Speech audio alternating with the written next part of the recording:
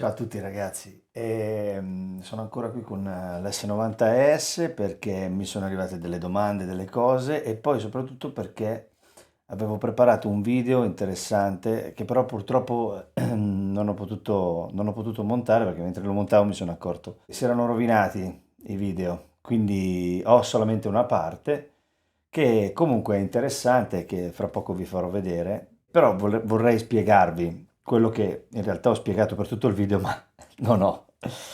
Ho iniziato con un Rhodes semplicemente per variare, perché di solito inizio sempre con i pianoforti di questi strumenti e poi su questo S90S ho già fatto un video in passato.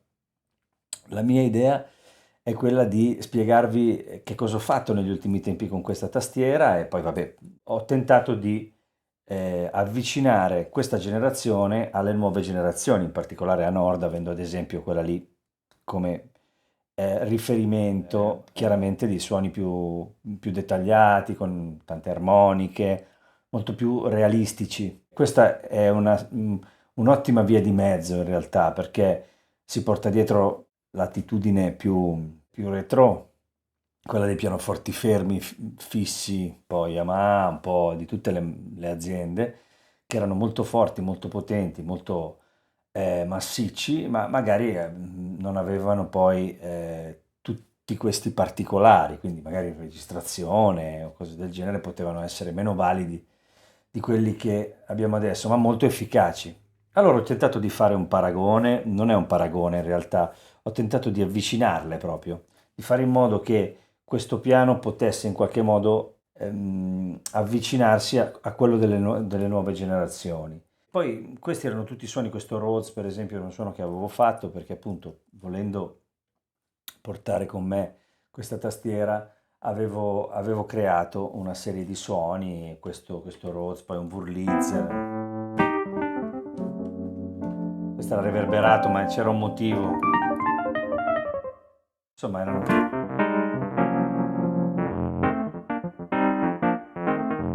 Scusate se mi vedete così basso, sono a casa di mia suocera, ci sono queste seggioline bassissime e quindi sembra un nano, ma poi ho questo fantastico armadietto che sto usando come reggimicrofono, insomma, i mezzi sono un po' di fortuna, ma spero di riuscire a portarvi in ogni caso il mio contributo riguardo a questa tastiera. Ora, tornando poi al suono del piano, io avevo fatto un suono del piano partendo dal classico dell'S90 e comprimendolo un po' ed era venuta fuori una cosa interessante che poi avevo messo in queste performance dove potevo utilizzare in tempo reale quasi durante le prove l'equalizzazione. In queste performance avevo l'opportunità di utilizzare una doppia compressione, adesso ne parlerò nel video, intanto ve lo faccio vedere, e con quella e con le equalizzazioni riuscivo a coprire un po' tutti, almeno tutte le mie esigenze personali riguardo al pianoforte. Che è un po' complicato da spiegare, ma quando si suona poi live, eh,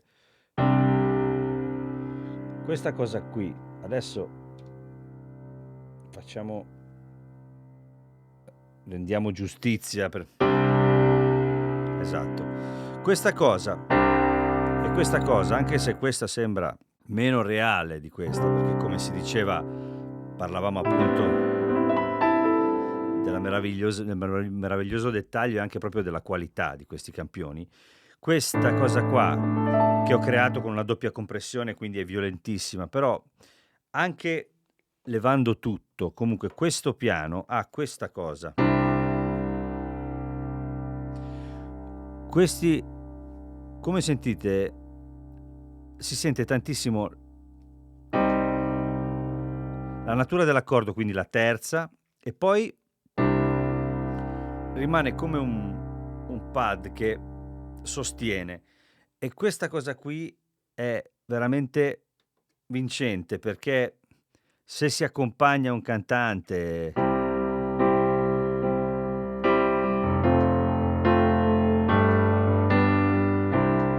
talmente chiara la tonalità, talmente evidente l'informazione, che questo aiuta tanto. Cioè, si sente bene tutto, non che non si senta qui, assolutamente. Se registro questi due pianoforti dentro i brani che della produzione, questo è più giusto, nel senso che posso arrivare a coprire esattamente il ruolo che aveva il pianoforte che hanno registrato. Questo suona insieme in un modo che so essere indicato per una situazione live. Non parlo di tutti i brani, in certi brani è più importante che il suono sia quello giusto. Io poi accompagno un artista che non è un ragazzino. Si parlava di pianoforte, a lui piacciono sempre quelli tamarri, ma perché è normale, cioè la generazione, anche l'abitudine, l'orecchio che abbiamo. Ho iniziato a suonare che si pensava più a quello, anche perché non si poteva fare diversamente, non si potevano fare campionamenti di questa grandezza, non c'erano pianoforti così dettagliati e così belli. Chiaro, ora che ci sono, si usano, io li uso, il Nord Stage qui a casa mia lo uso tutti i santi giorni, quindi voglio dire, ne conosco assolutamente l'efficacia. Allora, come avete visto, ero pieno di entusiasmo e cercavo in qualche modo, farvi capire qual è la mia attitudine e quali sono le peculiarità che mi piace sfruttare di entrambi gli strumenti. Volevo farvi sentire poi, perché lì era un po' a lavoro finito, invece volevo farvi sentire partendo da zero, dove si poteva arrivare editando proprio... Allora, qui c'è una doppia compressione, come stavo dicendo prima.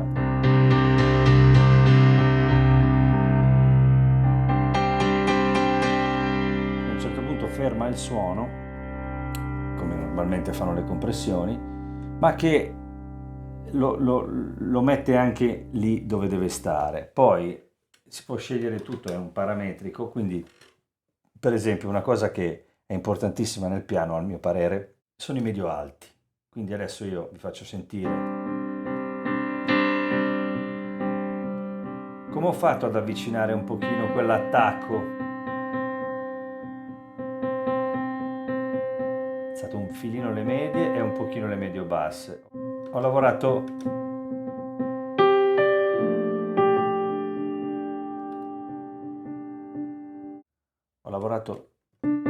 stringendo sulla frequenza che volevo colpire, diciamo, alzandola di parecchi dB e così è più largo, così stringo e vado a prendere esattamente quello che mi serve. Poi dopo tento di dosare.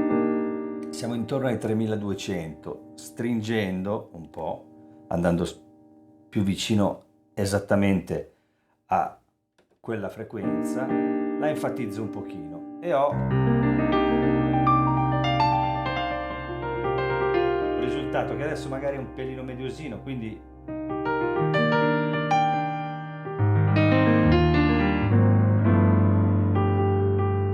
ecco, tutte queste cose qui poi insieme alla compressione possono creare una situazione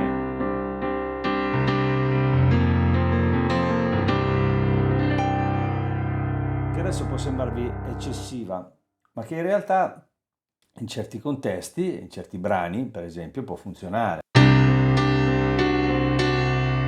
C'è una resa live notevole, era un tentativo per portare ancora più avanti questo strumento, perché tutti questi discorsi che faccio chiaramente alle volte magari possono sembrare da matti, ma del resto è il mio mestiere e quindi nel momento in cui io devo suonare un pianoforte, devo cercare il suono che piace a me. Credo che tutti noi facciamo così. Io cerco semplicemente di condividere con voi le mie idee, che molto spesso possono anche cambiare, magari non vedevo di buon occhio alcune cose, poi dopo ho scoperto che invece avevano valore. In realtà tutto ha valore se utilizzato con un po' d'amore, se ci si mette lì e ci si lavora sopra.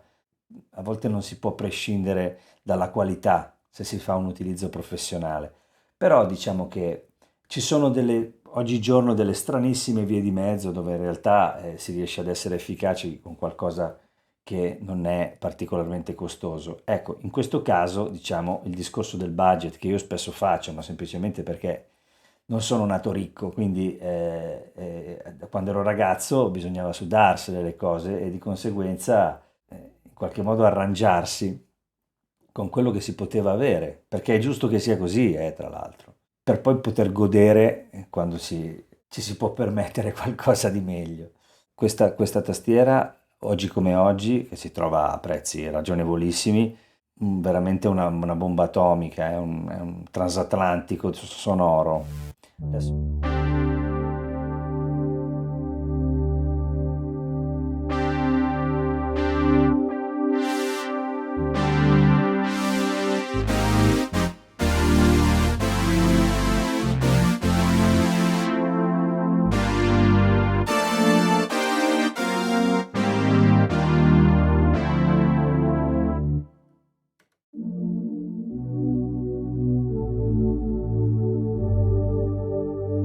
Questi qui sono proprio i pad, diciamo, dei miei tempi. E sono.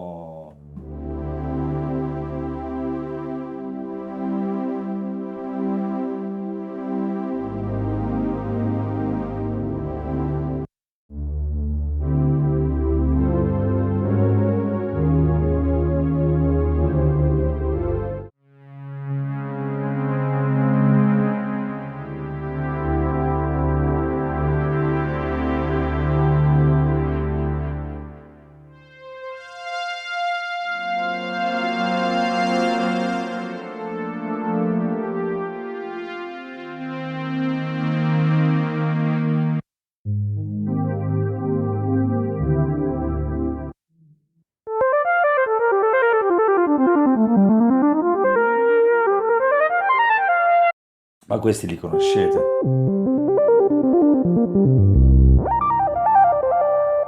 Ripeto, è un transatlantico sonoro e l'unica cosa è che pesa molto, è molto grande, oggigiorno si usano cose molto più portatili, questo lo capisco. Quando vado in giro adesso, alla mia età, cerco di portarmi cose più leggere, però insomma si può fare, almeno soprattutto se avete 20 anni, io a 20 anni mi portavo in giro delle cose assurde. Quindi insomma, non lo so, se siete giovani e forti, avete voglia di caricare e scaricare questo bestione, questo fa per voi, perché poi quando suonate, insomma, vi divertite. Io vi mando un abbraccio fortissimo come sempre, vi ringrazio dalla Puglia dove sto facendo qualche giorno di vacanza e un abbraccio fortissimo e a presto. Ciao ragazzi.